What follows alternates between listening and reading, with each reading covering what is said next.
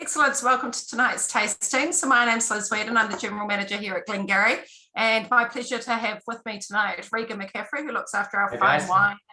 Regan's normally based, of course, at Victoria Park, but right now is based in the confines of his living room. Like all of us in Auckland, we're getting far too familiar with this.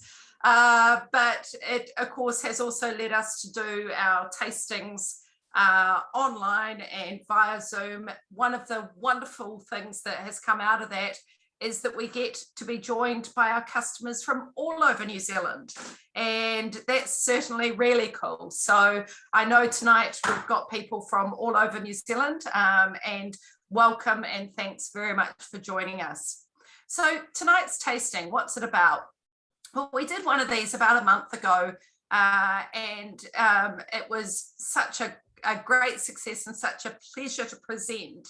And I must say, walking away from it, we did, I was going to say quietly, but that would not be telling the truth at all, because we were quite vocal internally within the group on just how good the wines looked. And the wines that we tasted last time were a collection of wines that we've selected and we've imported. And when we shared them with you, we just sat back and looked at them all collectively and went, you know, they're just incredible. So it got us thinking that there's a whole heap more incredible wines that we import and a diverse range of them. And I think what we saw in the last edition we did of this is, you know, you might normally come along to a Bordeaux tasting, or, you know, perhaps Chardonnay is your thing or whatever it is. But this format of a tasting gives you an opportunity to perhaps try things that you normally wouldn't go and have a look at. So it is a collection of new arrivals, and they come from all over the world. And the only collective thing about them is that they've recently arrived in store and that we really wanted to taste them. So that's really what tonight's tasting is all about. So what we are going to do is Regan and I are going to share the talking going through. You've got your samples there. Just if you haven't tasted with us before, on your bottle it does say flight 1, glass 1. If you've got 4 glasses, do encourage you to pour the first flight out. The wines do look good with a bit of air. They get very sealed up in the little bottles when we put all the argon on top of them. So yeah, pour the first 4 out, but at least pour the one that we're talking about now, and ideally the next one, to give it a little bit of air. So yeah, and that's how you can tell what goes in what glass. So on that, Regan, Orlando, Steingarten. Yes, I'm excited. This is a wine that I have not tasted in a very, very long time. I'm guessing you guys are the same, because as far as I know, this is the first release in a very, very long time. So Orlando, a very, very famous Australian brand, but the wines haven't been seen for quite some time. They've been owned by Pernod Ricard. In fact, Orlando actually owns Jacob's Creek. So Jacob's Creek sits underneath the Orlando brand, but the Orlando brand kind of disappeared for a number of years. So it's really, really great to see it back in New Zealand. And this is the first time that the Steingarten Riesling, that I've seen it go in the whole 10 years that 13 years I've been working at Glengarry, and we've never had a bottle in stock over that time period. So I guess the story of Orlando starts in 1847.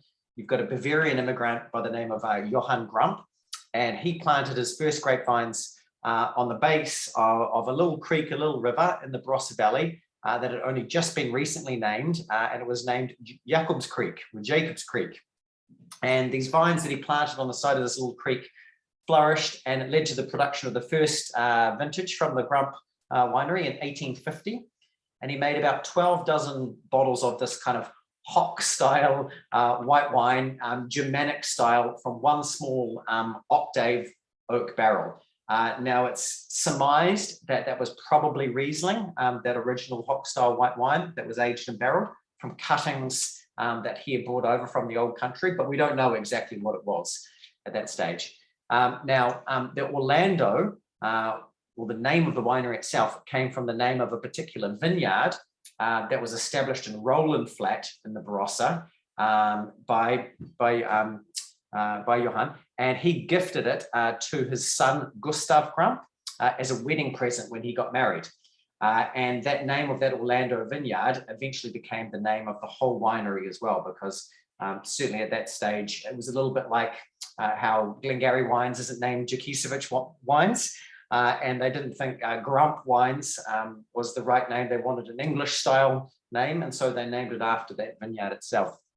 So the trademark for Orlando first appeared, I think, about 1912, and they were one of the largest premium wine producers in all of Australia. And they were part of this huge group in the early 20th century, was known as the POL group, POL. And it was the acronym in the industry for Penfolds, Orlando, and Lindemans. Those were the three kind of major producers in the Australian wine industry at the time. And during the 1950s and the 1960s, they became a real powerhouse for technological innovation in Australia. And they introduced a lot of kind of modern winemaking techniques over this time. They kind of led the industry in sparkling wine technology. They imported temperature-controlled pressure fermentation tanks from Germany. They were some of the first to do temperature-controlled fermentation in Australia. And the first wine they made from that was actually a Barossa Riesling. And it was judged the best Riesling in the shows at both the Sydney and Melbourne wine shows in 1953.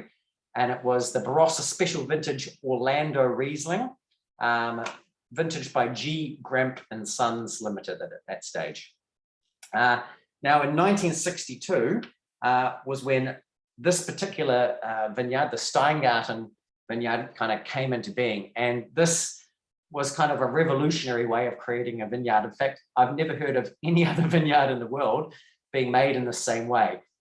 It was literally dynamited into existence. So we're at quite high altitude here in the Eden Valley.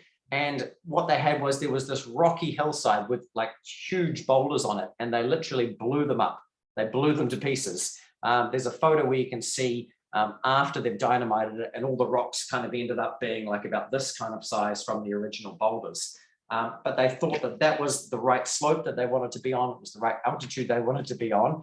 And it was the right kind of terroir underneath there, high altitude, rocky, very little subsoil. And so they literally blew it up. That's how they created it. Right, so let's give it a try. So this was really the first Riesling of its kind in Australia, and it set kind of the benchmark for Australian cool climate Riesling for 50 years or so. It's that first vintage in the 1960s. Let's give it a taste.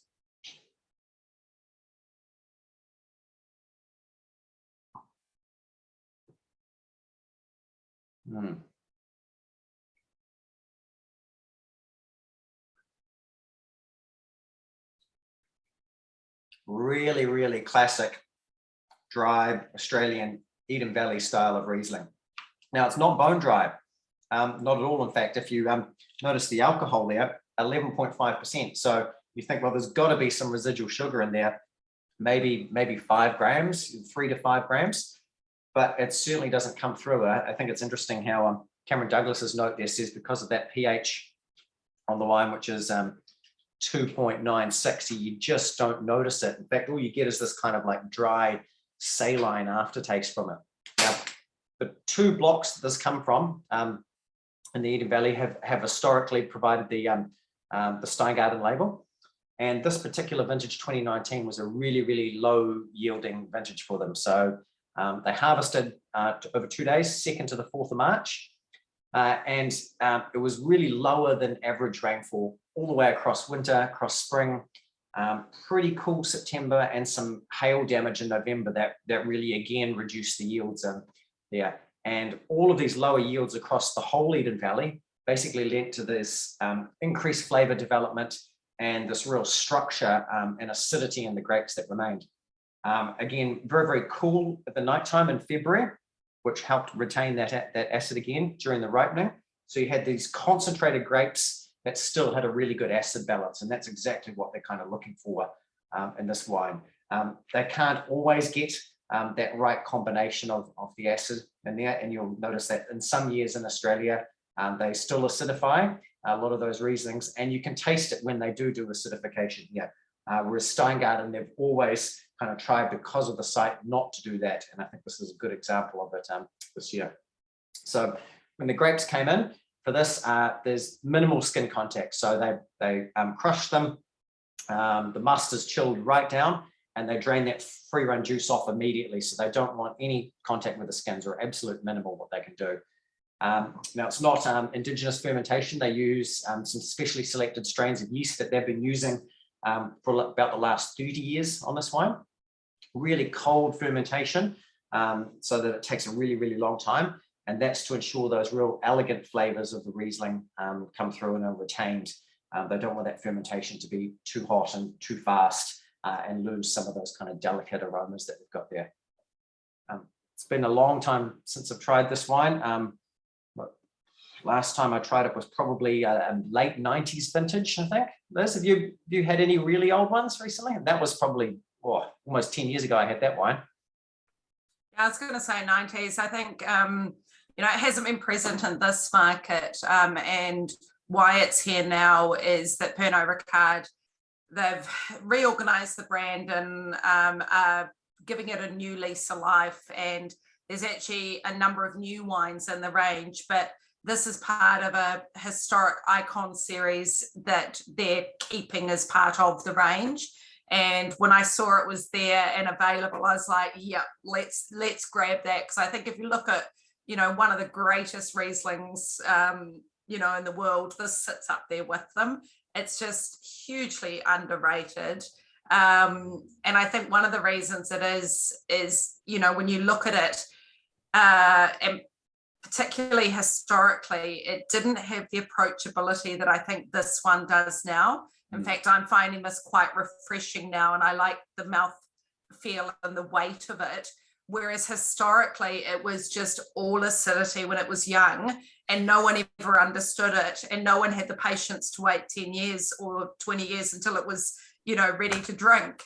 So it's been a wine that's always had great pedigree, but it's just, like when you sort of put all the obstacles in front of something to ensure it just doesn't succeed, this wine's had that, but it's always been brilliant. I think that, yeah, but I really like it tonight. I think they've given it a little touch of sweetness there, or more mouth weight when it's young, and I think that helps with the acidity, because the acidity is certainly very, very high. And I've got the perfect food match for this as well. You might like this one, Liz. They say mussels steamed in white wine, preferably the Steingarten itself, with parsley, garlic, and chili. Just a real simple dish there, with that acidity to cut through the mussels. So, I mean, that sounds like an awesome match. Yeah, very, very tasty. Yeah, no, I think it's also a great wine as an aperitif, because, when you're having something before you eat, you want something that sort of starts your taste buds going, and that's a great way to cleanse your palate and get you ready for a meal. So it'd be very, very good as an aperitif. Also excellent with cured meat, because it's got the acidity to break through that, and would be brilliant with cheese. I'd try it sort of with a nice goat's cheese, or something really smelly. Either one. Yeah. Excellent. Yum. Cool. Thank you. So I hope, did everyone like that? Do we have any fans? Okay, cool. We've got lots of fans. This is great. We've converted some people to Riesling, or maybe just, a handful, but that's fantastic. Should we go on to the next wine, Regan? What do you reckon? Yeah, that's got me ready for more. I think, like you're right, as an aperitif style. I mean, I just had dinner and now I want to eat some more food after that. So it definitely does do that for sure. Right, so the next wine that we've got, this is a fantastic wine. In fact, this collection of white wines, well, all of them are great, but the white wines are particularly fascinating. So what we're looking at now is we're looking at Chablis. So we're in the northern parts of Burgundy, very close, in fact, to Paris. And I think when you, just a little bit sort of about Chablis before we get into this producer, but when you talk about white Burgundy, you don't often I think instantly think white Burgundy and think Chablis, but Chablis, of course, is white Burgundy. But when we talk about white Burgundy, we're often talking about the Golden Slopes and talking about Côte de Beaune and Côte d'Or, and not so much Chablis. And one of the reasons I think for that is Chablis has done a fantastic job in actually creating itself, if you like, as its own brand. Of course, in Chablis, all of the white wine produced is Chardonnay. Chablis is one of the regions that I think is easy to understand in terms of its classification. You have Petit Chablis, which Petit Chablis I think of as, you know, an introduction to Chablis. Chablis itself, which comes from designated vineyards, which are part of the AOC, then Premier Cru, which comes from the designated Premier Cru vineyards, and then Grand Cru, which comes from the Grand Cru vineyards. And tonight we are looking at a Grand Cru Chablis, and we're looking at Le Clos, and that is the largest and probably the most widely known. And, you know, some would say, you know, one of the best of the 7 Climats of the Grand Cru appellation.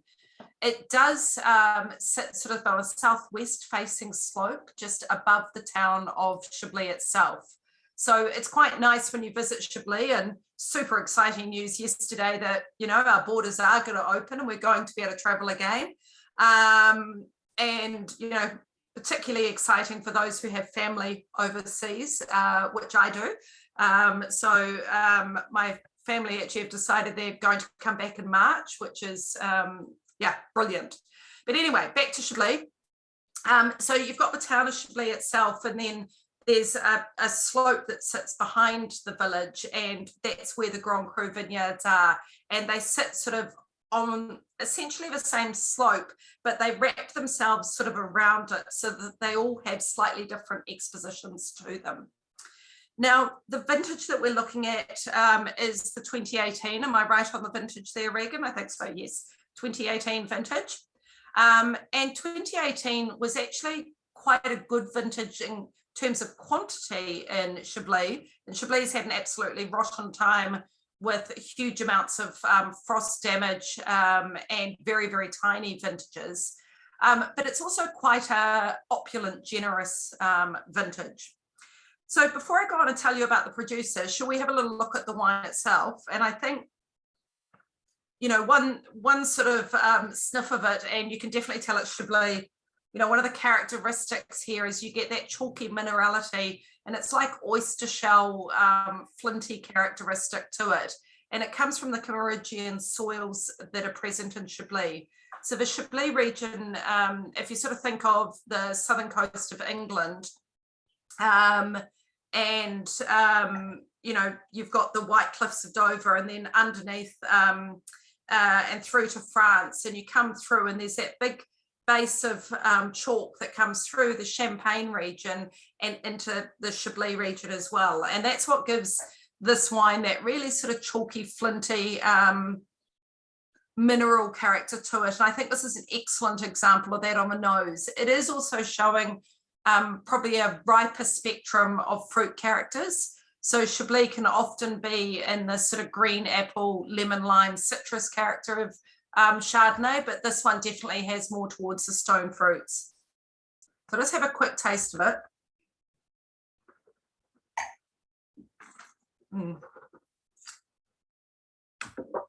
That's exceptional. I could see, Regan, why you were so excited about this. We were talking earlier about it. Very, very good Chablis. So the producer itself, it's the Moutard family, and we know them best for their champagne, and we import champagne Moutard, and we sadly, if you enjoy champagne Moutard, we had a rather successful period through October, and you know, there's no way that our crystal balls could have told us that we would sell 6 months of stock in 3 days. So we don't have any Moutard for Christmas. I'm terribly sorry. Not the Brut anyway, but we do have the Rosé and we do have the Magnums. But anyway, in terms of champagne, they're actually located in the Aube, so in the same area as the Drapier family. And their ancestors go back to 1642. So very, very old history in the area. And in fact, one of the early things that they did a lot of was producing spirits. And they actually have a wonderful collection of brandies and eau de vies and different spirits, which when our next stock lands from Moutard, we will have in it. So yeah, that's what they sort of did most of back then. But around sort of 1952, they found a plot of a barn. And a barn is one of the permitted grape varieties in the Champagne region. And it is a variety that is generally found in the Aube and was pretty much nearing extinction. And the Moutard family, around the same time that the Drapier family were doing a lot of work with a barn. So a barn, I think, as a grape variety would definitely not be there if it wasn't for these two families. So it was Lucien Moutard who started all of this in terms of the champagne production, and it's now his children, Agnes and Francois, and now joined by the next generation, Alexandra. And it's actually under him that we're now starting to see all sorts of other things, including some brilliant pet nats, which sadly, I think we've sold those out too. They're a little bit too successful, but more of those will come in. There's a story of running out of things at the moment. Anyway, how did these guys end up from a background in the Champagne region to being in Chablis? And I must admit, it caught us a little bit by surprise a few years ago when, you know, they said to me, are you interested in Chablis? And I said, well, yeah, and where to look at them. And we thought, okay, well, these are brilliant. But how they actually came to be is that it is a collaboration between two families. So the Moutard family and the Dogent family. And between them, they have 4 centuries of history in the Champagne and the Burgundy region, so sort of that part of France. And it was Francois, who you'll remember I talked about with the plot of our barn in the Aube, that had the innovative idea to actually expand what they were doing and join with another family and move into the Chablis area. And it was actually in 2004 that what they did was they purchased 2 domains in Chablis. And in purchasing them, they purchased their stock as well, which is why there are some older wines and some good stocks of wines there. It is for both families, you know, whilst they've sort of found themselves in the Champagne region, some of those early roots that I was talking about do go back to Burgundy for both families. So it was a return to their roots. In terms of the viticulture and this wine itself, it is sustainable in terms of the viticulture. The winemaking is very interesting though, because this is quite natural in its approach. So it is 100% barrel fermented and then left with its lees. It's fermented with natural yeast. It's left for 10 months and very minimal fining and filtration. And they avoid adding sulfur to it as well when they're bottling it. So this is a very old, traditional, natural approach to making Chablis. In terms of the production, there was 690 bottles of this made, and that's it. So tiny production. And the oldest vines that have gone into this were from 1954, but the vineyard, the part of Le Clos that this comes from, dates from 1954 to 1990 in terms of its planting. So what do you think, Regan? Oh, unmute yourself. Unmute yourself. I think what this really shows is the quality of Le Clos as a vineyard as well, and the vintage. So, I mean, Le Clos, if you've been used to drinking Petit Chablis or regular Chablis, you're not used to Chablis having this sort of power to it and this sort of structure. You can see this is a huge wine, despite it not being an oaky, leesy style wine. It's got immense concentration and intensity to it. You've still got that saline kind of classic Chablis flavor on the back, but the breadth on the mouth just goes on and on. And then you've got a vintage like 2018, which is a great vintage for Chablis, but it's a very, very hot vintage. And I think what saved this vintage was, again, like we've seen in Bordeaux and Burgundy, is that it was a very, very wet winter beforehand. And so the best vineyards had a lot of water retention in the soils. So when they got to the summertime and it was incredibly hot, the old vines in the top vineyards like this did really, really well because they could pull that water up. And so what you've ended up with is almost like tropical style Chablis from that huge heat that they had, but then they've managed to retain the acidity as well from those really, really old vines. So this is a really fleshy, tropical style Chablis vintage, whereas 2019, the next one to come, is a more steely, more linear style vintage. This is a bit broader, a bit bigger. But I mean, wow, sensational stuff. It's really good. And I think also, when you look at this in the context of Grand Cru Chablis, it's so underpriced. Yeah. It's crazy. You will find it very hard to find much of this in the world. 690 bottles is not very much. And generally you'll find it where you can find their champagne. So they tend to just sell it to those who are working with them on the other things. So we're certainly very pleased to have this here in New Zealand. So it's super exciting. So I drank a bottle of 20. About the length of that, Regan. Yeah, huge length. Just saying, I drank a bottle of 2014, which is the first vintage we got a couple of weeks ago.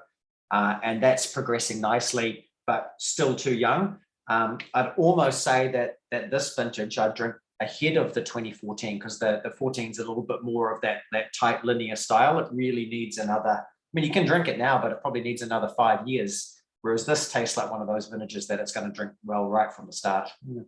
For sure. Very good.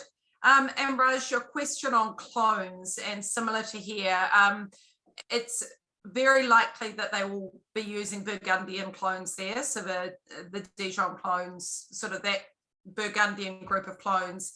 And yes, you do find those here as well. So I don't know that what we're seeing there is necessarily a difference in clones. I think we're just seeing, with Chablis, it's very, very much about that soil. Hopefully that answers that there. Grand Cru Chablis, yes, it is quite rare, Amory. It's a very, very small percentage of what is produced anyway. And Grand Cru Chablis from the top producers, the likes of Dover, so that we bring in, no one ever sees it because it just comes in and goes out because there's so little of it. Yeah, the interesting thing about Grand Cru Chablis is that there is only one Grand Cru in Chablis. If you look at appellations on the bottle, you won't see appellation Le Clos Contrôlé. It's just appellation Chablis Grand Cru. So what you've got is you've got one Grand Cru, and then within that there's 7 designated climats. So you've got your Prius and Val d'Isère and Le Clos and that. And so Blanchot, Bougros, but they're all like subclimates of this one Grand Cru. But of those climats, Le Clos is the biggest of them.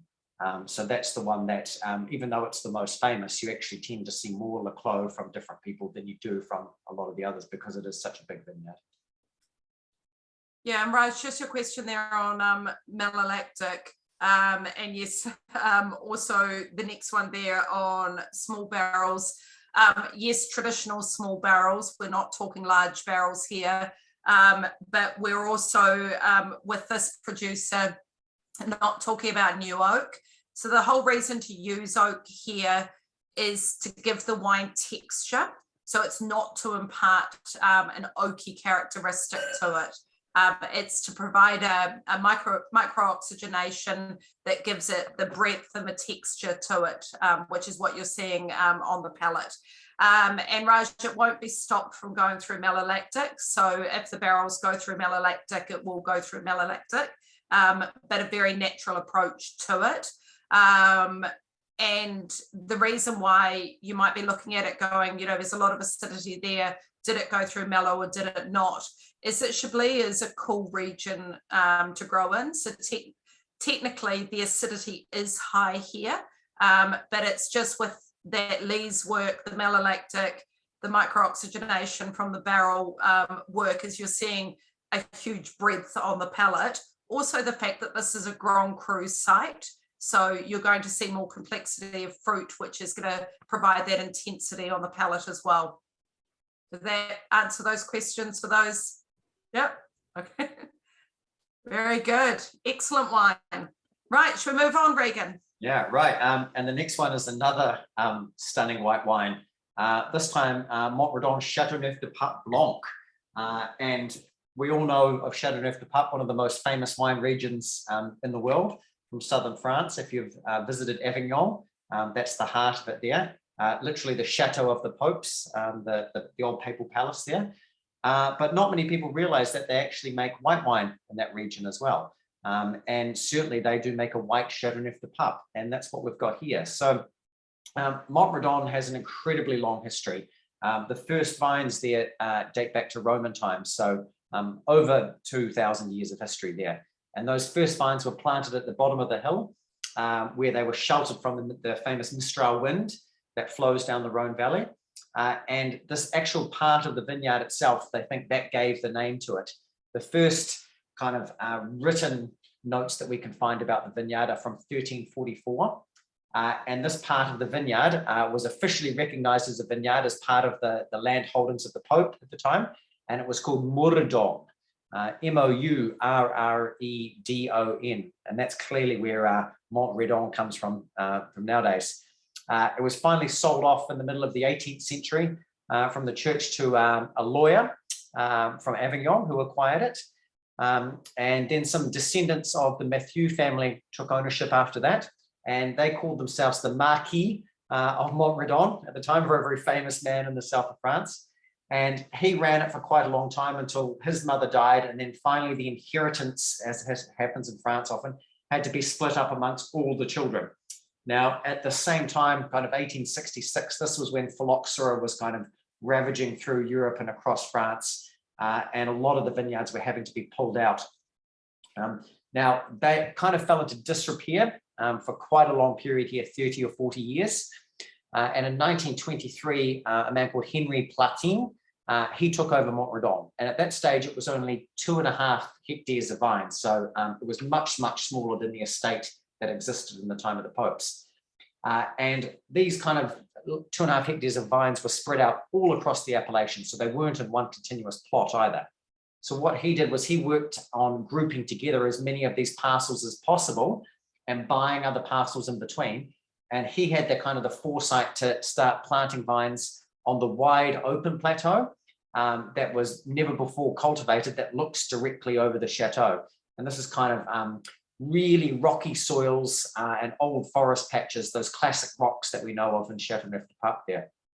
And he was really in search of kind of the best quality terroir that he could use to expand the domain and trying out all of these different grape varieties that are best adapted to him. So we know that in a red Chateauneuf de Pape, there's 13 permitted varieties that can go into it. There's actually more than that as well, because there's the white varieties, but 13 red varieties that can go into there. And the Platin family, their descendants, still run the estate today. So we've had 4 generations now running the estate over the centuries, and now they own 186 hectares of vines in the appellation, and 100 of those are planted.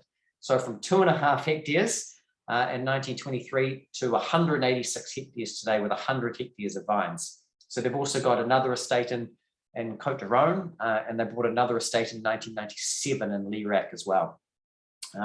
It's a pretty amazing place to visit. My mother was over there just before it all shut down for COVID, and Liz organized a trip through there, and it's absolutely fantastic. She's got some wonderful photos from down in the cellar where the water comes from. There's a natural spring and an aqueduct that dates back to Roman times that sits underneath the chateau. And you can see how it was carved out by the Romans, where the spring water is bubbling out, and that's where they use the water still from this day. Pretty amazing. Right, so what have we got in the glass here? Well, as you can see, there's quite a few different varieties. So let's give it a taste, and then we'll have a talk about what's in this.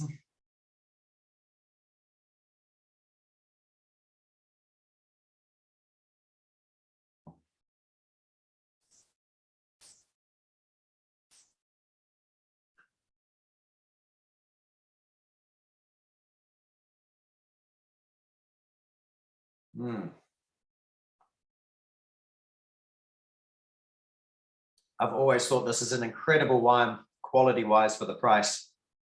I mean, that's just got amazing intensity and more salinity there than I've probably tasted in any vintage of this. This is really, really outstanding. Now, if you look at the varieties that are listed there in that tasting note from Jeb Dunnock, you'll see they don't add up to 100. There's still 5% missing. So the 5% missing is another variety called Boublonnec.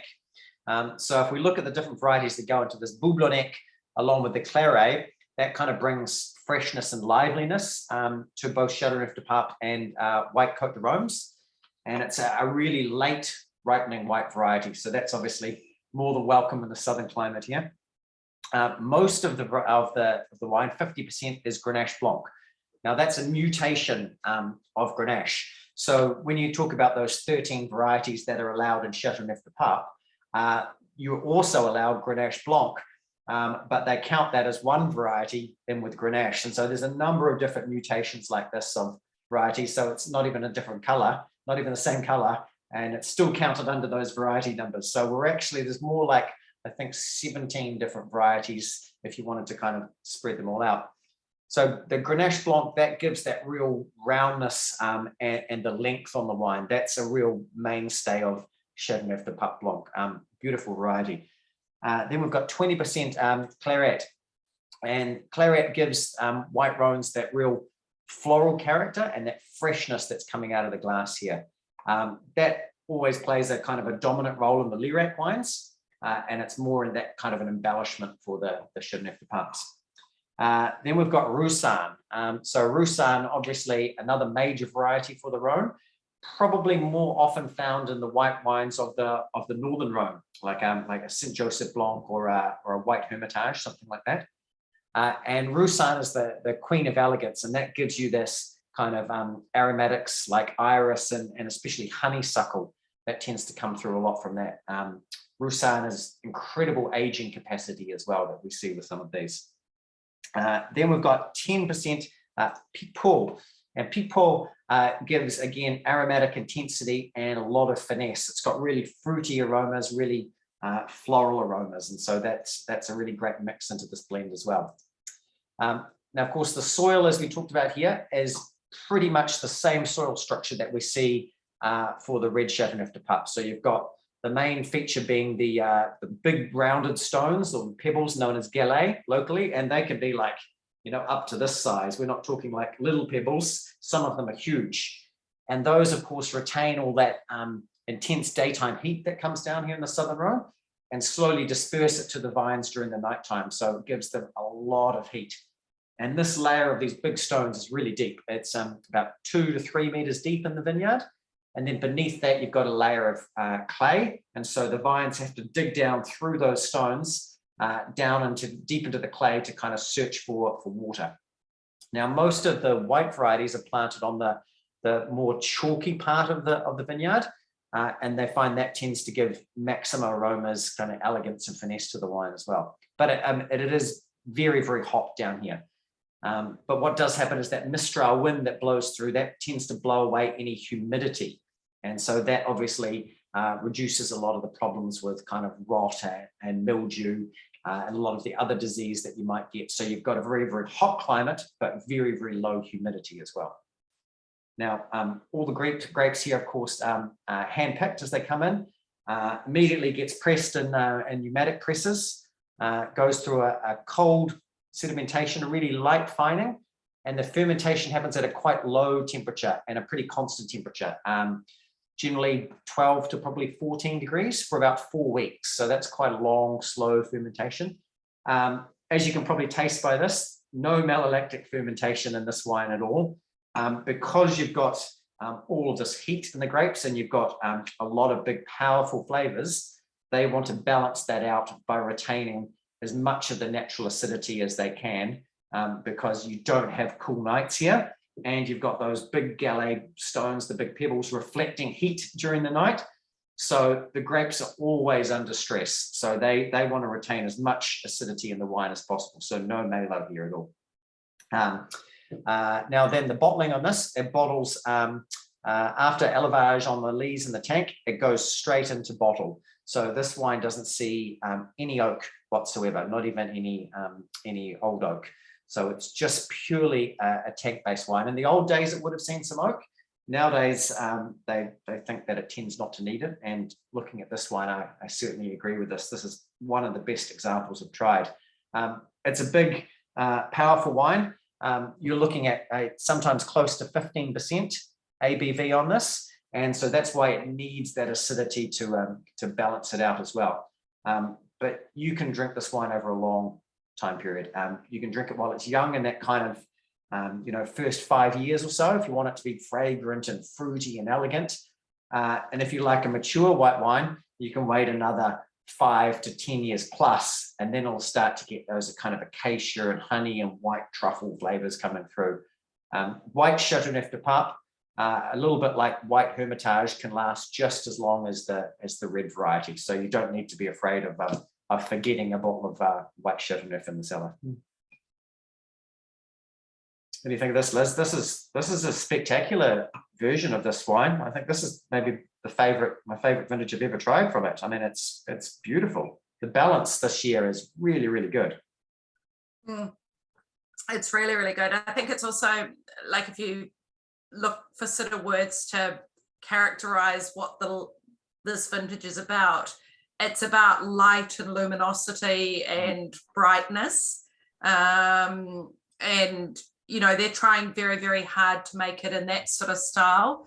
And I think when you talk about style of Chateauneuf de Pape Blanc, it is just worth noting that there are two different stylistic directions within Chateauneuf de Pape at the moment, with white wine. And certainly, if you're ever visiting there, and you can order a wonderful array of Chateauneuf de Pape Blanc by the glass around Chateauneuf de Pape itself. And one of the lotteries with that is they're all very different, but there generally is sort of two schools of thought. There's this style which is very clean, very precise, very pure, no oxidative characters, nice light color to it, and definitely going to do very well in the cellar.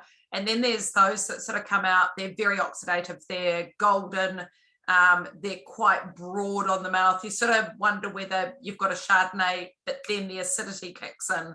And they're very, very different. The ironic thing is those broader sort of richer styles do age as well. But they're just two very, very different expressions. And as a region, I don't think stylistically they've worked out sort of where they're heading, but fortunately, I think anyway, my personal view is more and more are heading in this direction. Yeah.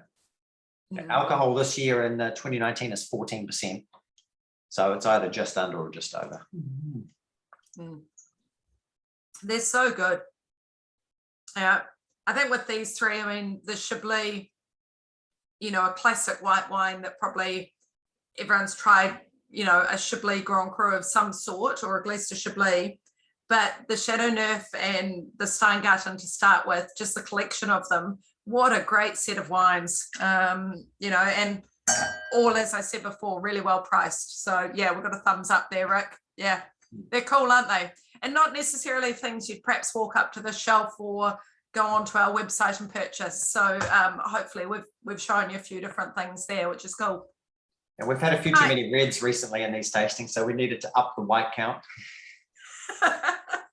I think I had just 2 whites to start with when we put this tasting together, and Regan did point out to me that by the time we got here, you know, the weather might have changed a little bit and it'll be a little bit hotter. And I should perhaps, you know, be thinking a bit more about white wines. A good call, Regan. Speaking of red wine, though, shall we move on? Everyone's ready? Yep. Okay, cool. Right. So, yeah, we're going to dance all around the world here. But what we're going to do, first of all, is start in Chile. But we're going to start in Chile with a little nod to France, because this is a French-inspired Chilean collaboration, if you like. So the French side of it is actually the La Postel side, which is the owners of Grand Marnier. So, you know, the orange liqueur Grand Marnier. Okay, so we've got that family. And just park that in your thinking that they know how to distill things, because that's, you know, quite important in this story. And then you've got the Rabat family from Chile. So you've got the two families decided that they would join together to create a property which is called Casa La Postel. It was founded in 1994. It's 300 hectares, and it is quite a large property. Produces 150,000 cases. The difference with La Postel in relation to perhaps a number of other properties in Chile is that all of what they do is high quality wines.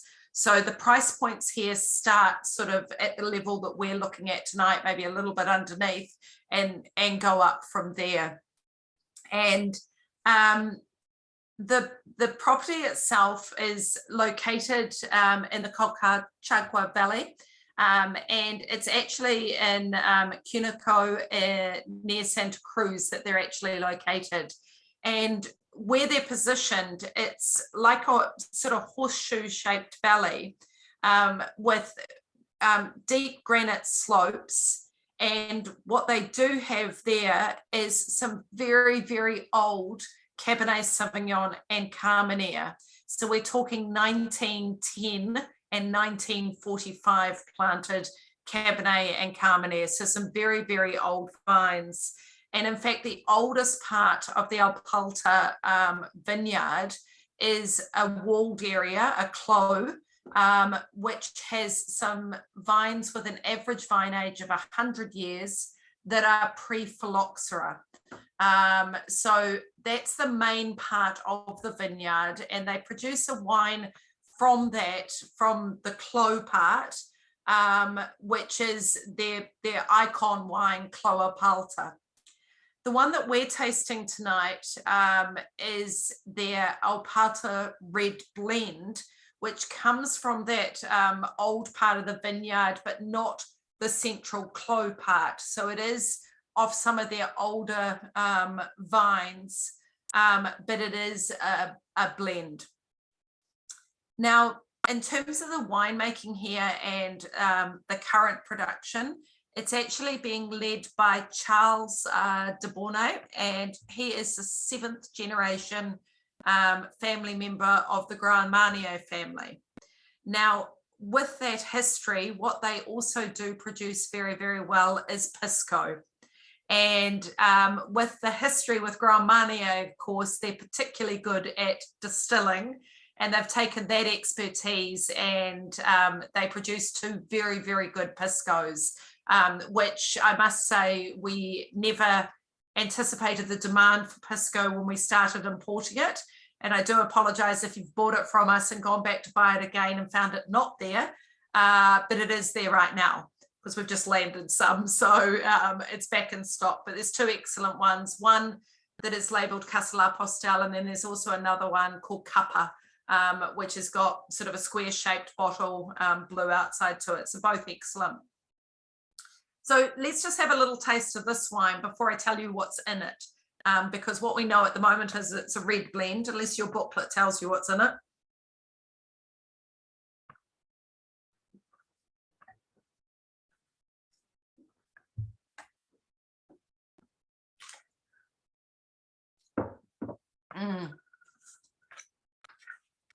Wow.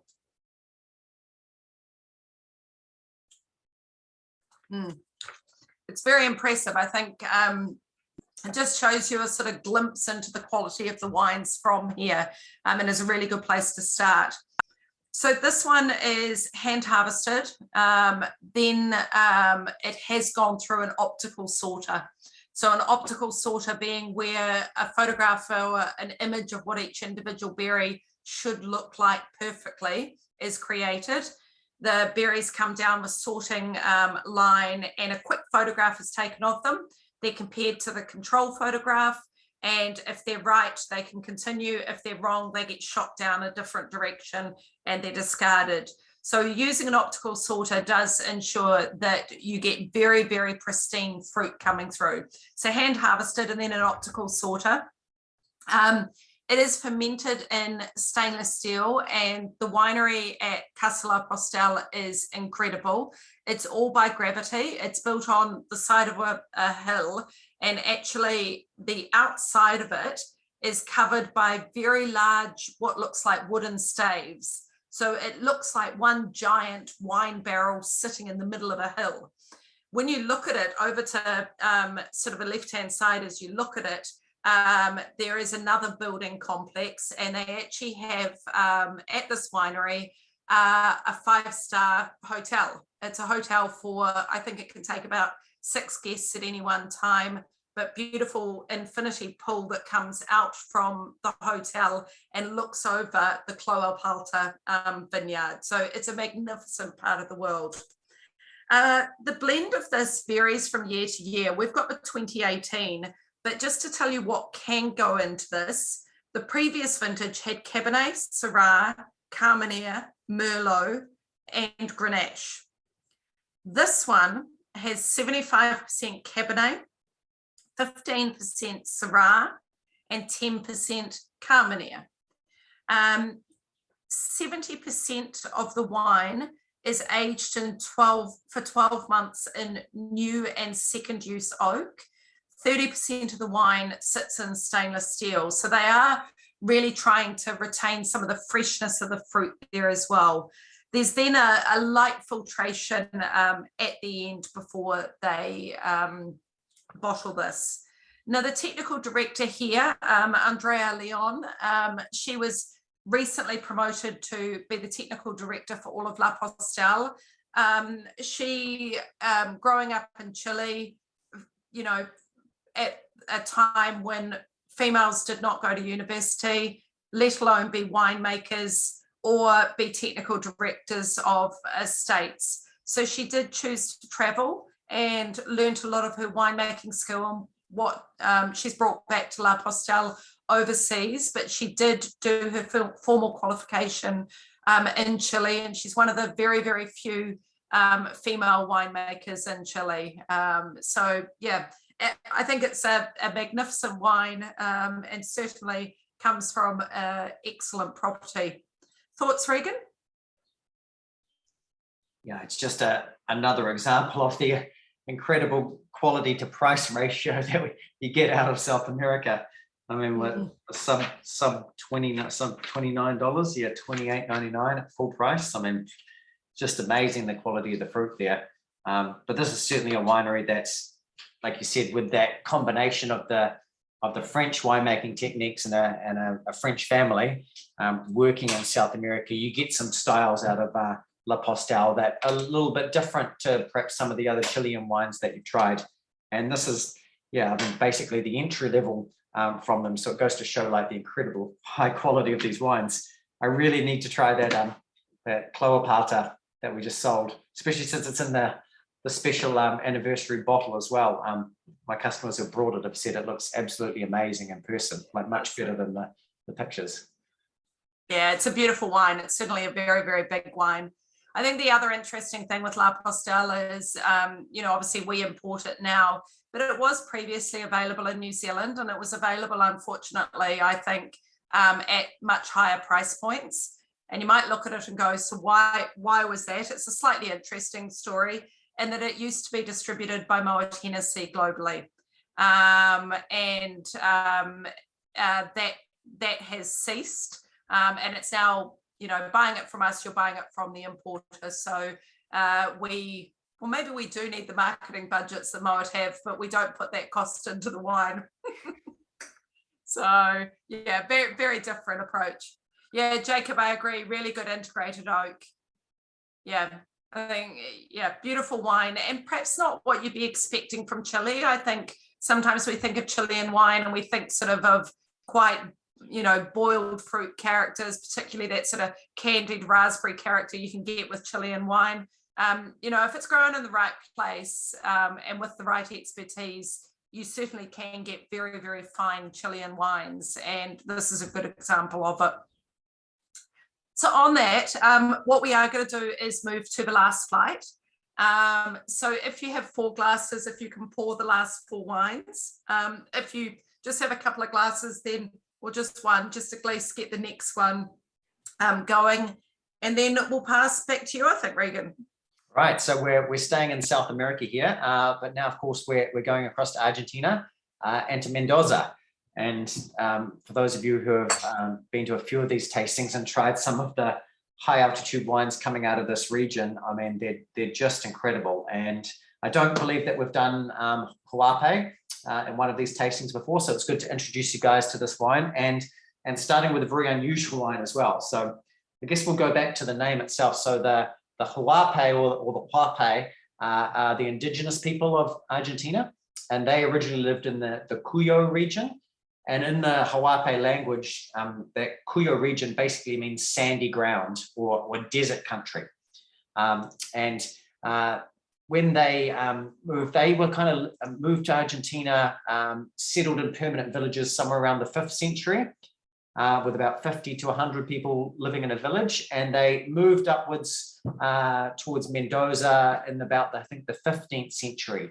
And when they moved up there, what they did was they were some of the first peoples to design an irrigation system that transformed this barren desert landscape of Mendoza into this oasis that was ideal for obviously crops in that time, and now viticultural today. They dug a lot of the original channels, and they dug channels down from the base of the mountains where the snow melt would come down for, so that they could either dam that water or they could run it down in individual channels down across the desert down towards the villages.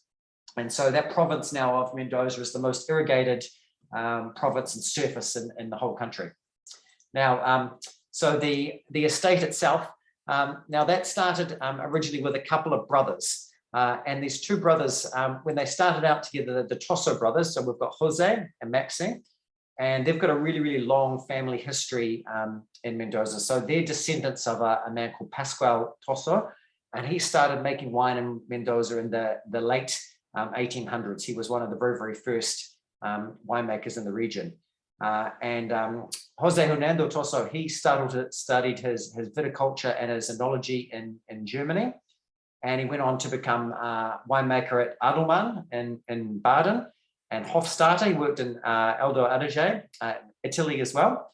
And then his brother Maximiliano, he's kind of the perfect complement. So Jose is the recluse. He likes to stick to the cellar and the vineyard and make the wines. And then Maxi, he directs all the winery operations and the sales, and is kind of the face of the brand around the world as well. So within the brand, they've got a number of different kind of sub-brands. So their kind of entry-level wines are the Lacante wines. And then they've got their flagship wines, which is the Termonte wines, meaning kind of roots of eternal life. So Lacante means at the foothills of the Andes. Termonte means the roots of eternal life. And then the Huarpe winery selection range is what we're trying here. And this is a very unusual wine. So if we're talking about where we are here, so we're in the western foothills of the Andes in this Cuyo department. The winery itself is at 980 meters above sea level. And obviously at this height here, your sunlight is a lot more intense, even more intense here than we find in New Zealand. And so your grapes ripen very, very quick up there. And you've got these really warm, sunny days, but obviously at this altitude, you've got much, much cooler nights. And so this kind of thermal amplitude, this high diurnal range, is the district's main feature. So you get a really, really long ripening period from all of the sunshine, all of this light, all of this warm weather, but then you've got beautiful balanced acidity as well from these cool nights that run all the way through the season. The soils we've got here are, in general, are these kind of sandy loams. You've got this deep layer of gravel stones, and that's all made up of that eroded, mineral-rich material that's all come down from the mountains over the centuries. And then they've got their irrigation channels that they run through, and that controls their yield and their vigor, and you get very, very small berries here. So you get this great concentration of your sugar, your acids and your tannins. Now, this wine here, it's at Huarpe. It's from the Vista Flores terroir. So everything in this range is labeled by the terroir that it comes from. And they call this a Bonarda Petit Verdot. It's 65% Bonarda, 35% Petit Verdot. So let's give this a try. You'll see this is very, very different, especially with a variety most people probably never tried before. So let's have a look and then we'll talk about it.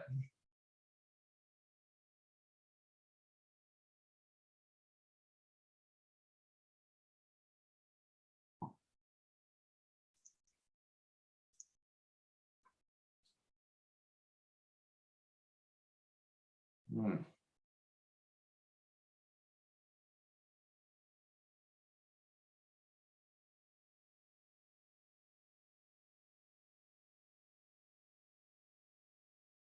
Well, I've really enjoyed all of the wines I've had from Huarpe. This particular wine, this is the first time I've tried it, and this is no exception. The quality from this winery is just simply outstanding at the price. So this Vista Flores terroir, we're a little bit higher than the winery. We're now up at 1,100 meters above sea level. And the soil is a little bit of sandy loam. There's huge boulders in here, really poor in organic matter. There's almost no like actual dirt here. Really, really excellent drainage. Now, we all know what Petit Verdot is. You know, that gives it that kind of bold, vibrant color, those flavors of kind of black cherry, sage, and plum. Really, really late ripening variety. It gives you a lot of concentration to your Bordeaux. Now, what we've got in here, we've got 65% Bonarda. Now, what is Bonarda? I was thinking when I first tried this wine, I think, have I ever tried this wine before? I've never tried something with Bonarda on the label, but I recognize the flavor profile, and you might recognize it from one of the other regions it's grown in the world. So there's a number of different names that this grape variety is known as. Now, the most common version of this is the version that comes from Lombardy in Italy. So it's a really, really juicy, high acidity grape variety, and in Lombardy it's known as Croatina, and that's often kind of blended. Some of that grows up in Piemonte as well. In California it's known as Charbono. In California it makes kind of fruity, early drinking style wines, but in Lombardy it's really late ripening, but really high yielding as well. So it ripens a similar time period to the Petit Verdot, but gives you much better yields than the Petit Verdot is, but still gives you all of this, along with the high juicy kind of flavor profile. You get a lot of bite to it as well, a lot of tannin, a lot of grip as well. Now the other name for it, where you might say have tried it before, is out of the Savoie, where it's known as Douce Noir, and that's probably the other region where you might have tried. If you've tried a Savoie red, you've probably had something with Bonarda in it as well, but it's only known as Bonarda here in Mendoza. Oh, Jacob, yeah, a little bit of residual sweetness. Yeah, absolutely. There's 2.3 grams of residual sugar still left in this wine here. And they always want to leave a little bit in here.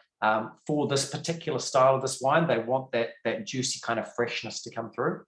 So the alcohol on this is 14.2%. They aged this for quite a long time in barrel. So it's had 14 months in French oak. About 30% of that was brand new oak. The rest was first use and second use barrels. And that Bonarda, you can see, brings that freshness and that balanced acidity to the wine. You've got all this kind of aromatic potential to it. Gives you all of this, you know, dark fruit character as well, but you've got a lot of elegance, a lot of finesse. I really like this. Gives you this velvety kind of persistent character on the end, and it tastes really like nothing I've ever tried before. When you try it, you think, well, this is definitely an unusual variety. I must say, Regan, when you chose to talk about this one, I was thinking, oh, that's a bit brave, because I was wondering if you'd tasted a Bonarda before. Oh yeah, that's what I thought. Not under this name. Yeah. No, can you tell us some more about it, Liz? Have you tasted a number of these from over here? Yeah. I think there's some really key characters that, if you have a look at it, that are really typical with the grape variety. And you know, one of it, if you smell it and think of blueberries, it always has a very strong character of blueberry, also a floral violet character to it. And, you know, some people, when they taste, if you mention colors, it means a lot to them. And I think with this, for me, it's always about thinking about blue as a color. You know, it smells like it's blue. If your mind works in that sort of way. The thing with Bonarda, this is quite a serious one. A lot of them are often with a little bit of sort of carbonic maceration, so more in a sort of Beaujolais Village style. And it does go quite well if you put it in the fridge and give it a little bit of a chill, and on sort of a summer's afternoon, a nice chilled glass of red wine, or lightly chilled glass. And I think although this is a serious expression of it, or more serious, the fact that it's got that little bit of sweetness there, it's got that lovely aromatics, which are only going to become more pronounced in the wine if you chill it. This is a great, you know, barbecue in the afternoon, slightly chilled red wine for the next few weeks ahead. Yeah, I really like it. Yeah, be an awesome barbecue wine, actually, Liz, with some Westmere butcher sausages. I think maybe go nicely. Yeah, we've not imported this before. I left it out of the first container that we ordered from them, because it's not the most sort of traditional for New Zealand, but it's very traditional there. You get a lot of Bonarda. It's a variety that, you know, you'd sort of have as a glass of in sort of a bistro type setting. So yeah, I quite like it. Yum. Cool. Right, is everyone happy with that so far? Do we have any Bonarda fans? Yeah, okay. Some people like this, some people like this. Okay, so that's okay. It's not the biggest volume in our container, so we'll be fine. We can have some people like it. Right, so on to the next wine, and we are changing country and very dramatically changing style here. So our next one, I'm just checking I've got the right one for you, and I do. We're now going to Spain, and we're going to Marques de Murrieta, and we have their Reserva 2016. So Murrieta is a really impressive property. One of the, I think, key characteristics for it is that it is one big 300 hectare estate. So it is one vineyard, and the vineyard is called Agay, and it sits at an altitude of 320 to 485 meters in the southern corner of Rioja Alta. So we're in Spain, and we're in Rioja, and Rioja being north of Madrid. Rioja is broken into three different parts. So Rioja, Baja, Alta, and Albasa. Alta being sort of the main part of it, and where most of the qualitative examples of Rioja come from. And certainly Murrieta is considered one of the very finest examples of Rioja.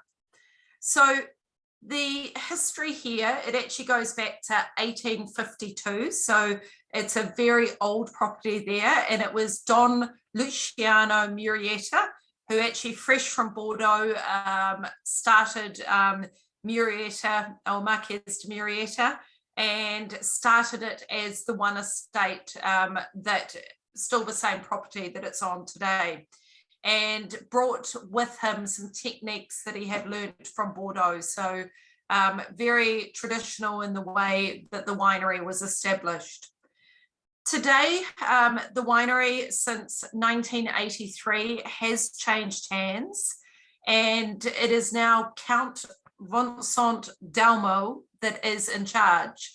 He's a very young count, very charismatic and charming count, but this is his property. He's done a lot of things at Murrieta since he's been in charge. Most recently, in this year, he has opened a new winery, and I can't wait to actually get back there and see the new winery, because the old one was everything that you would imagine walking through a very, very, very, very old property in Rioja. So let's give the wine a taste, and then I'll talk you through the blend and what this is about.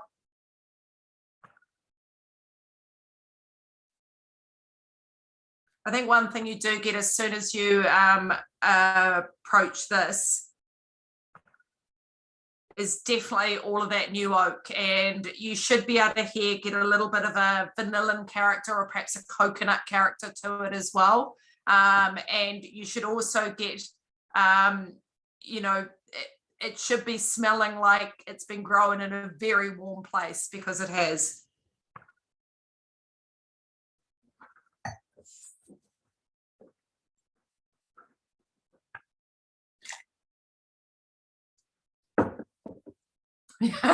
Is the Count married?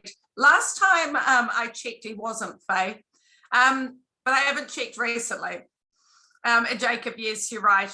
American oak 100% of the way through this. So this is harvested manually. So this particular vintage was actually harvested from the 3rd to the 22nd of October. It is then all destemmed and fermented separately in some different grape varieties in stainless steel. That is temperature controlled. The alcoholic fermentation actually took just on 12 days. And then they do a pump over and a pump down as well. It spent 16 months in 225 litre American oak that is new. And that's why you are seeing so much oak, and that coconut vanillin character is American oak through and through. It's 87% Tempranillo, 6% Graciano, 5% Mazuelo, and 2% Grenache, so Ganache. And the alcohol is 14% on this, or so it says. I'm tasting it and thinking it's a little bit more than that. Where this is from, so Rioja Alta is where you get Tempranillo based Rioja. If you go to Rioja Baja, you get more Grenache based Rioja, but this is very much Tempranillo country. And this is also where you tend to get the traditional Rioja production, which is dominant in Tempranillo and with a whole heap of American oak. Now, Murrieta, of course, this is their Reserva. Their top wine is Agay. And Agay, I think this year, and if I remember right, for the last 2, maybe 3 years, has been voted as one of the best wines in the world. And it just got that same accolade again, I see, which is, huge credit to it. In terms of aging, so what sort of cellaring would you do here? I mean, these wines age very well. Tempranillo, it's a little bit like Cabernet Sauvignon in that it has high acidity, it has firm tannins, and it really has the concentration on all of the backbone to age. I would easily put this down for 15 years. And I think, to be looking quite good then. You could possibly do even longer for it. There's a whole heap of wine there for sure. What do you reckon, Regan? Yeah, I like all the wines that this estate makes, and again, every wine over delivers for the price, and they're really classic, old school Riojas, which I think is what people like about Marques Murrieta, but they're old school Riojas that are done very, very well. And I think, like the note here says, it's amazing. They've made over 1 million bottles of this wine at this kind of quality. It's pretty outstanding. And I think this is the regular Reserva. We've also got something called the Grand Reserva limited edition from 2014. That's $99 at the moment. And obviously Grand Reserva, it spent more time in oak, but the interesting thing about that limited edition is they didn't make an Ygay that year. And so all of the top wine, the Ygay, the kind of $300 one, all went into that wine because they didn't think it was up to scratch. And apparently now they're seeing the evolution of that wine. They're kind of kicking themselves. So, but I mean, Ygay is a beautiful wine. Even at this entry level from Marques to Murrieta, I think, yeah, no problems aging this another 10, 15 years, Liz, I think. Yeah. Especially with all of that new oak, and the Riojas just get better and better with age. You know, they never seem to drop off. Yeah, definitely. I think easily that long. I think the other really cool thing with that is one of the sort of characters that defines Tempranillo as a grape variety. And this one is probably the most pronounced I've seen. Sorry, I have a little friend who's joined me here. It's cat time here. But one of the characters that you get with Tempranillo is you get licorice. And I think if you taste this wine and think about black licorice, this has that, which is, a really good sign that we've got a very, very pure expression of the fruit here. So it's cool. It's very, very cool. Right. Is everyone happy? Yeah, we've got lots of thumbs up. Excellent. Double thumbs up. Yeah, it's an impressive wine for sure. Cool. It's good jumping around these different regions as well and seeing things from a number of different regions, different styles, different varieties all at once, which is really fun. Cool. All right, now we're going to Italy, and we're in northern Italy here. We're in Piedmont. And we're in the region described as the wine of kings and the king of wines, which of course is Barolo, probably the most famous region in all of Italy. And of course here in Barolo, we are 100% Nebbiolo. So Nebbiolo, you'll see if you hold this wine up to the light, probably the lightest of all of the red wines in here. You could almost mistake Nebbiolo for a dark Pinot Noir. And a good Nebbiolo, you should be able to see straight through it, like you can with a Pinot Noir. You can probably read the tasting notes straight through this wine. Yeah, you can, with a bit of light behind. Just because it's a light-colored wine doesn't mean that it's not an incredibly powerful wine as well. It has much higher tannin and much higher acidity than we see in Pinot Noir. So you've got bigger flavors, bigger tannins, bigger acidity, but from still a grape that's reasonably light-skinned and thin-skinned. It's not a big, thick, chunky skin like a Cabernet Sauvignon or a Syrah, big dark skin like that. So the origins of this winery of Gianni Gagliardo go back to about 1847 and the Cola family. And the Cola family have been growing grapes in Piedmont since about this time, since the middle of the 19th century, 1847, 1848. And this territory of origin for them was Santo Stefano, which is where kind of a lot of the Moscato grows on the Langhe there. And after generations, they eventually moved down to arrive in Alba, the Hill of Excellence, kind of for where Dolcetto is made. And in 1913, Paolo Cola was born. And he grew up in this wine region, and he grew up with his father making Dolcetto. His father used to make Dolcetto with great passion. But he always dreamed of Barolo. He said Barolo was the king of the region. It was the king of Italian wines, and he wanted to make it. And in 1961, Paolo Cola managed to acquire a small farm with some vineyards in the sub-region of Limorda, which is in the north of the Barolo region. And Limorda is a region of Barolo that tends to make some of the most elegant and delicate style Barolos. And with a lot of finesse, a lot of more red fruit than perhaps black fruit, and a little bit less tannin. And so finally he could grow and vinify Barolo himself. And yet not only were they wines of great finesse, but also of great longevity. And he started to get like some really important recognition for these wines. Now in 1972, his only daughter, Madavania, she married a young man from Roredo, and his name was Gianni Gagliardo. And Gianni had all of this ambition and all of this passion for winemaking. And Paolo, who had never had a son, he really took him on board, and the two were really fond of each other, worked really, really closely together with their passion of wine.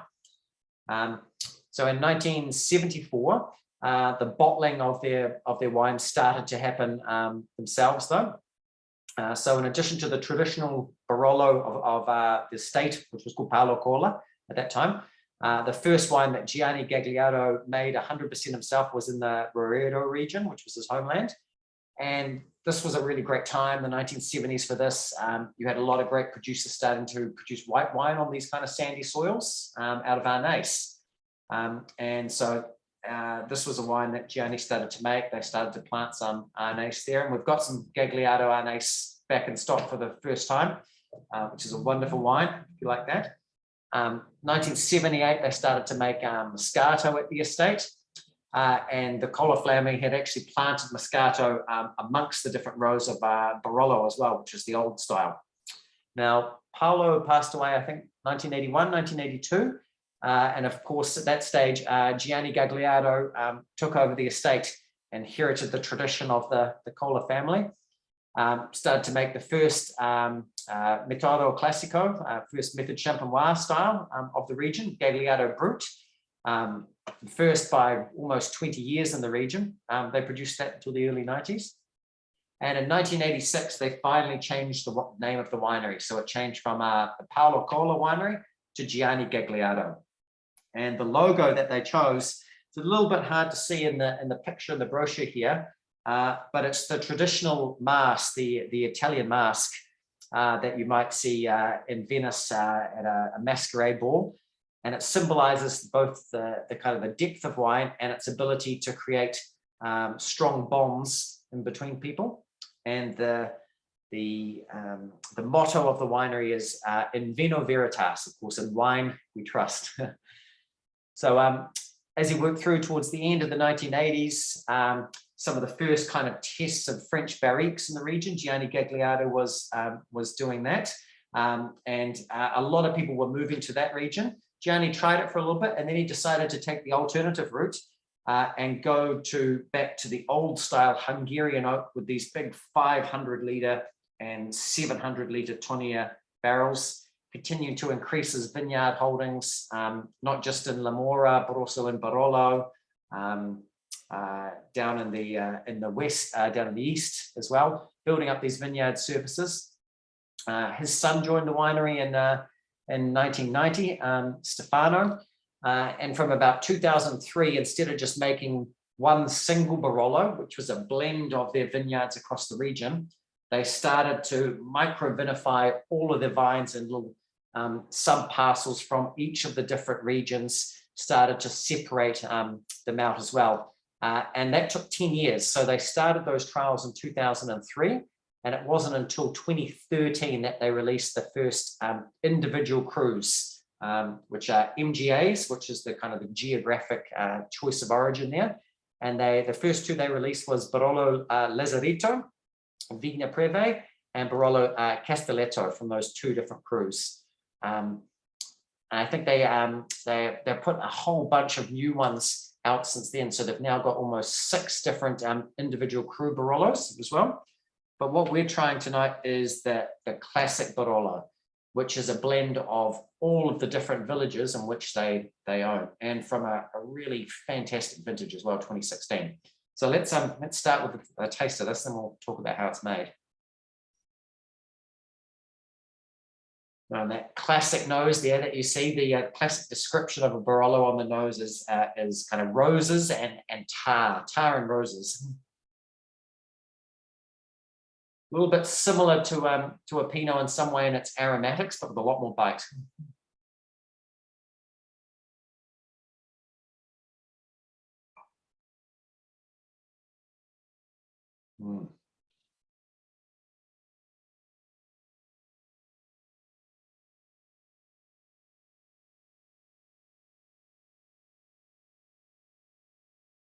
Well, you can see that's a classic Barolo. You can see it doesn't have a lot of weight on the palate. The wine has got a lot of finesse, a lot of elegance. It's broad, but it doesn't have this deep layer of fruit to it. It's quite almost transparent. But then you have these big tannins and this big acidity that comes through on the end, providing the structure to the wine. Now, this vintage 2016, this is one of probably the greatest vintages in Barolo in certainly the last 20 years. You had a really, really mild winter. There was very little rainfall through winter as well. Spring, there was a little bit, delayed the kind of cycle of the vine a little bit. But then all the way through August, September, October, you had excellent weather, perfect ripening conditions. And so they benefited from these kind of the little bit of spring reserve water that was in there. But it wasn't a hot vintage. It was perfect conditions, but it never got too hot. So you had this beautiful maturation of the tannins, beautiful fruit ripening. And Nebbiolo loves this type of vintage where it hangs out for a really, really long time. Never gets overripe, but you've got all the acidity retained and all the tannins retained as well. So pretty late pick this harvest. They picked it from the 10th to the 17th of October. And this is a blend of, I think, 5 different villages. So you've got Lamora itself, where the winery is, Monforte, Serralunga d'Alba, which is down in the east, where a lot of the Lazaretto vineyard comes from, big tannins down there. Barolo itself, which is probably the most elegant of the villages, the closest to probably Barbaresco, and then Verduna. Now you've had a maceration on the skins of between 10 and 14 days, depending on the vintage. And this was aged in 35 hectoliter casks, so massive casks for 33 months. So really, really long time in wood, but huge old casks. So not imparting totally different style from what we've seen with the Rioja, where you've got smaller barriques, a lot of new oak, imparting wood flavor to it. The goal of this is not to impart any wood flavor at all. You've got old barrels, some of these over 30 years old, with very little contact, because you've got such a big barrel with such a large quantity of liquid in there. So it's a very, very different kind of way of making it. Alcohol in this, though, is 14.5%. So it's pretty high for this vintage. But then you've got that massive acidity there as well, and that massive dry extract balancing it out. 2016 here, I mean, this is a wine that's already 5 years old. And I would say, maybe you might start thinking about approaching this wine now. Barolo is certainly known for being one of the most age-worthy of all of the red wines in the world, certainly in Italy. The old school styles in the old days, where you had much harsher tannins, much more grainy tannins to it. It used to be that you wouldn't approach an old school Barolo from a good producer until it was at least 20 years old. That was your starting point. Nowadays, it's a little bit different. Nowadays, it's probably from a really great producer, you could probably start looking at them from maybe 10 years of age. So it's halved a little bit, but you can see even at this price point here, this is a wine that has at least 20 years still ahead of it. Depends on how you like to drink them, but Barolo just gets more and more elegant as it ages. Those tannins soften and integrate, the acidity softens and integrates. So if you're going to drink it young, you need to balance it with something at the moment that's going to stand up to those. So something with a lot of fat in it, like a nice piece of meat, juicy steak, like Wagyu would be really good with that caramelized fat in there. That acidity can cut through, and the meat, that's something that tannin can balance up to as well. So yes, it's vibrant and elegant while it's young here, but I'd say this is a wine that's only barely showing what it's capable of, even though it's $69 a bottle. So it's a pretty cheap bottle of Barolo, but a very, very high quality one. I love the nose on Barolo. Mm.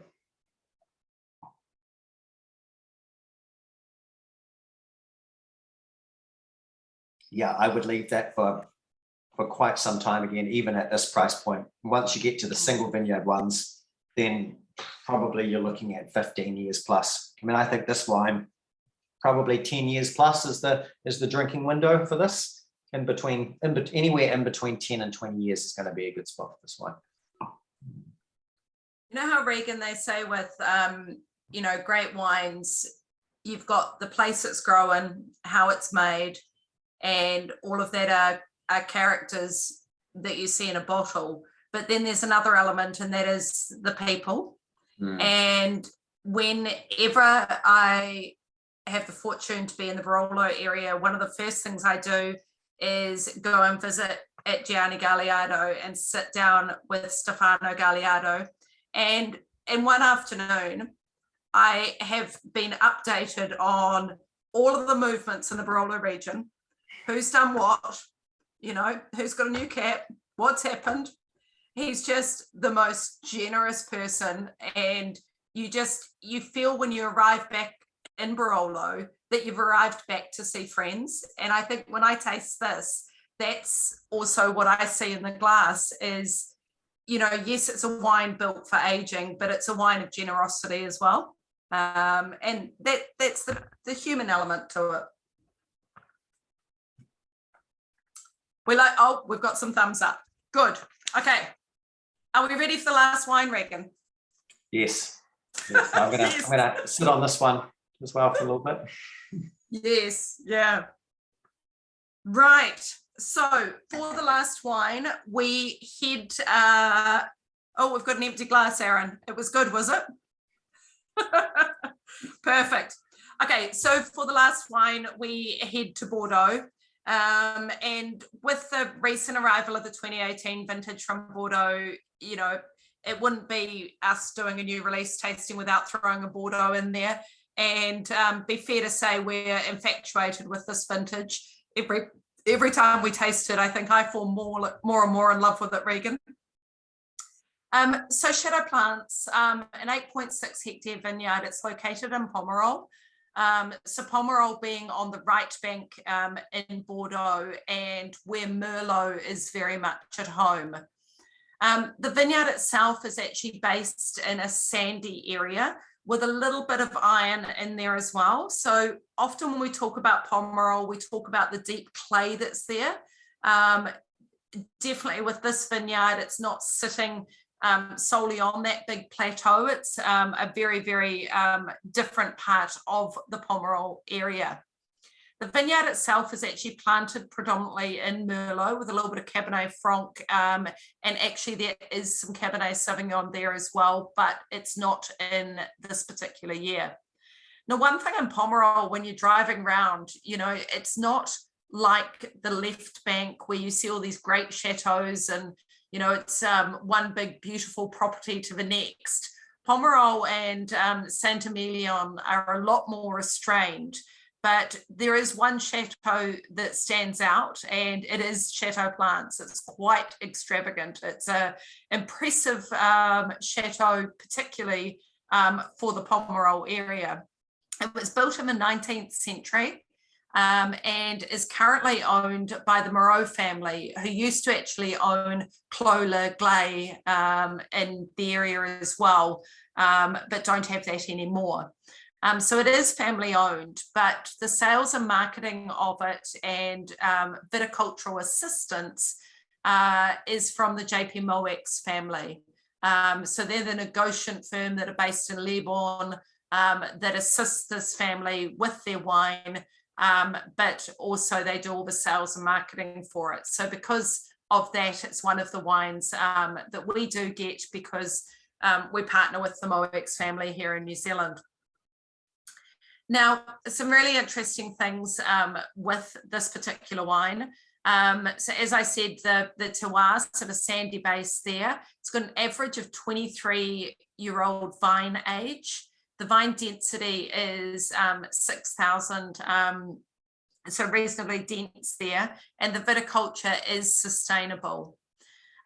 In terms of how they make the wine, though, I think probably one of the most controversial things that they do, although they don't think it's controversial at all, is that they do machine harvest.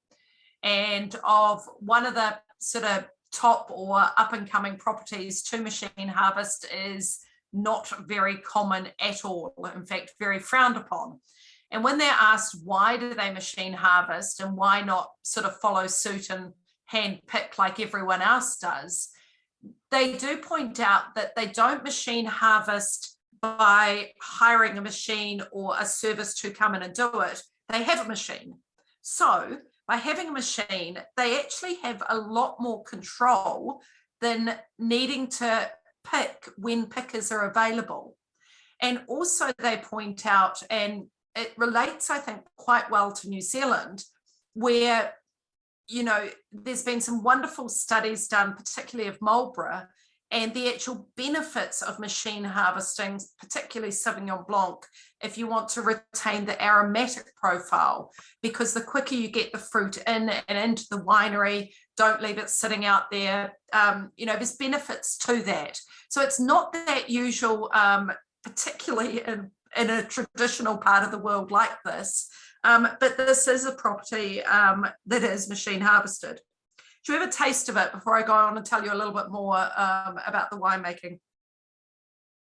Wow, that nose is incredible. The thing with the 2018 vintage is there's a real purity through the wines. And when you smell this, you know, you're getting that wonderful, intense plum character. So this is Merlot dominant.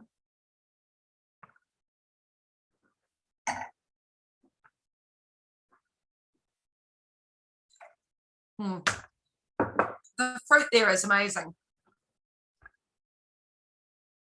Yeah, Anne Marie, I agree. The more and more you taste the 2018 vintage, what a vintage, yeah, it's absolutely superb. So this is 79% Merlot, 21% Cabernet Franc. And I think those lovely aromatics that you're getting on the nose are coming from the Cabernet Franc. And then on the palate, you know, that wonderful density and plummy sort of mid palate is definitely coming from the Merlot. It's been, as I said, machine harvested, then fermented in 8 cement vessels. Malolactic has happened in barrel, and 50% of the barrels have been new, and it stayed in oak for 16 months. Interestingly, Chateau Plince is normally one of the properties that sort of flies under the radar, and you know, normally when you would look at critics scores or what have you, you know, that have sort of given it a once over and, you know, not really, I think, necessarily paid it the respect that it's due, because I always think Plince is quite good. But I noticed from this year that Jane Anson gave it 92, Wine Spectator 95, and James Suckling 94. So when we say this has been one of the most successful vintages for Chateau Plince, it's no under or overstatement, I guess, at all. It really is quite exquisite. Regan, your first time tasting this from the 18 vintage? Yeah, I mean, as Anne-Marie said, everything from this vintage is of incredible quality. Clearly, I mean, the fruit quality in this wine. Plince is another one of those wines, a little bit like maybe Bourgneuf, you know, that in the old days used to be a bit more austere, used to have some quite grainy style tannins, and has just gone from strength to strength since probably the 2015 vintage. They haven't put a foot wrong since then, and this is another winner for them. I mean, this is definitely going to need some serious time in the cellar, I mean, for that to settle down. Wow, yeah. Great example of Merlot that's nothing like what we have here. Yeah, for sure.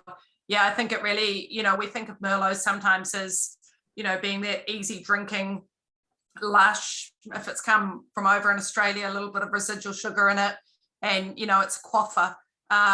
This just shows you that Merlot can really produce fine wine. And I think also that's a reasonably high percentage of Cabernet Franc in it. And Cabernet Franc, again, is another great variety that in the right place, and certainly Pomerol Saint-Emilion is the right place for it, then it can produce this dense, well-structured wines. In terms of cellaring time, Aaron, I think the 2018 vintage, what it does have is as I said, this lovely purity of fruit, but this lovely expressive nature right now. And, you know, Jacob, I do agree, it is delicious right now. So I think with the 18, you know, whilst they are wines that can age, I would have no hesitation to throw that in a decanter and be drinking that. How many weeks are we from Christmas? But, you know, I'd very happily have that with some roast beef at Christmas. I think it'd be fantastic. Equally, you know, 5-10 years aging, it would benefit from that for sure. I think I would get impatient and open it sooner. Well, that's what we've seen with all of those 2018s, Liz. They've all been delicious straight off the bat, even from that second growth tasting we did on the weekend, where some of those wines are going to live 30 or 40 years, but they were delicious straight away as well. I mean, super fine tannins, again, as we see in this massive fruit, massive tannins, but the tannins are really, really fine, which, yeah, this Bordeaux is just can't put a foot wrong recently. No. Yeah, it's, you know, it's sort of become a bit of a joke that, you know, I can pull out the marketing from last year and tell you it's an amazing vintage because it's an amazing vintage every year, but it really is an amazing vintage. So, yeah, very good. So guys, that unfortunately is our last wine for tonight. I think, you know, if you looked at it as us perhaps trying to show you just the breadth of what we import and how amazing the wines are, I think hopefully we've done that very, very well, and showing you the quality of what we import. And I think, you know, we're very, very proud of our imported portfolio, and we probably don't scream that enough from the rooftops. And when you see the wines lined up like this, I think, you know, we're rightly proud of them. We will send you out an email just with a link to purchase these on the website with a recording of tonight's tasting as well. Did just want to remind everyone that we do have some more virtual tastings coming up. Not too many now. We will around December hopefully just focus on being a little bit busier in store. But a really cool one that we've got coming up on the 2nd of December is all around friends with attitude. So it's 4 New Zealand winemakers all making a wine off the same vineyard, and 4 very, very good New Zealand winemakers. And I think, you know, I've talked a little bit tonight about the influence of people. That will be a tasting very much to show the influence of people, because they're all given the same, you know, the grapes came in, they divided them into 4 and said, go and do your worst with it. So we're going to be able to taste that. We also do have a Kadrona tasting coming up this weekend. And if you're not into spirits, don't worry, book in for it, because it will be so entertaining. It'll be like being in Central Otago without leaving Auckland. And given you can't leave Auckland just yet, that's a good idea. And then we do have on the 9th of December, a New Zealand whiskey tasting, which also will be very, very cool. And the final bit is, yes, there's something coming with champagne. And gosh, we hope we can confirm that with you shortly. Yes, so we're working on it. So yeah, thanks very much for joining us, guys. Yeah, and you're welcome to unmute yourself if you'd like to. Oh, and yes, I do have that you can see Susie. Thanks everyone. That was really fun.